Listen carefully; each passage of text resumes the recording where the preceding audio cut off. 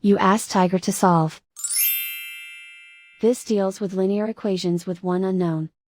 The final result is d equals 1 over 7. Let's solve it step by step. Group all constants on the right side of the equation. Add 2 to both sides. Simplify the arithmetic.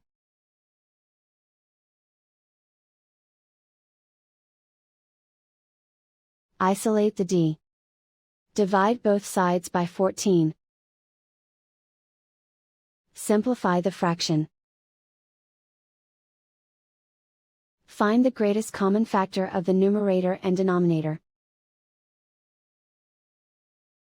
Factor out and cancel the greatest common factor.